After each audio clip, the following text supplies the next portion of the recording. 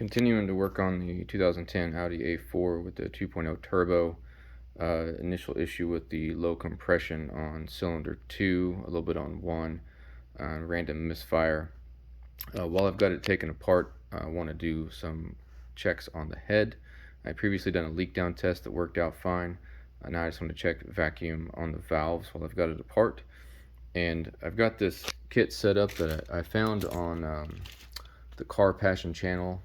They had a at-home DIY build kit, so he kind of let you identify like what you need. So we got this air pump, it's got the fluid in it.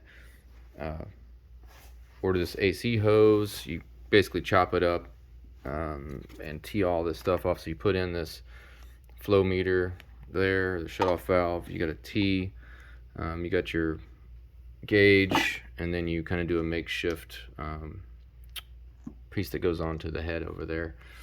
So that material is made out of this, it's like a poly type material, and then you've got these little foam backs right there. And the gauge I had came from Harbor Freight that I've already had, and it comes with some other fittings that you're going to need. Alright, so we'll turn this on,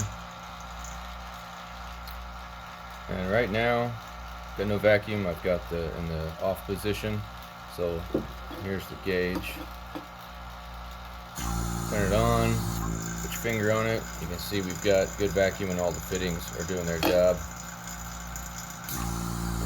So kick that back off again. This foam pad right here, when you get high vacuum on it, it tends to fail as far as pulling away. It's just got a sticky back. So that'd be the only thing I think we're going to find when we do this, is that'll start to pull away a little bit. Pull that out. Stick it up to the hole there. It's showing like 27.5 inches of mercury. Turn this off. It's got good vacuum on it, so you have to wait for the pressure release to be able to pull this off. You can see a little bit on here. It started to pull that foam away. Let's press it back down again.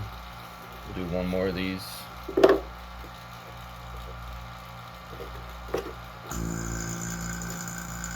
Yeah, so good vacuum. See how it failed? That's the foam pulling off right there. So, you know, if there's a better way to secure that, that'd be great. But it does give me at least the initial vacuum that it has. I would like to leave it on there longer, but we know there's not like just a bunch of air dumping through. Flipping over to the exhaust side, the intake was fine. They all had 27.5 or so. Just pull your bolts out for your exhausts. Line it up, open her up. Yeah, see, that's when that foam fails again. And then eventually you can pull it back off, see? Take the bolt out, if you left them in there. See what this one reads.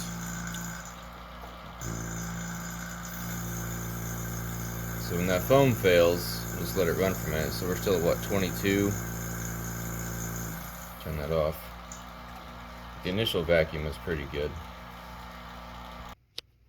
So basically ended up with 27.5 inches of vacuum, inches of mercury, whatever it's called, on every port. So my intake and exhaust valves are holding the way they're supposed to, so I don't have any air leaks on that. So between doing the wet check, I'll show that. So previously I had gone ahead while I was cleaning this, checked for any sort of liquid leaks going through the valves on all of these, and none of them had anything leaking through.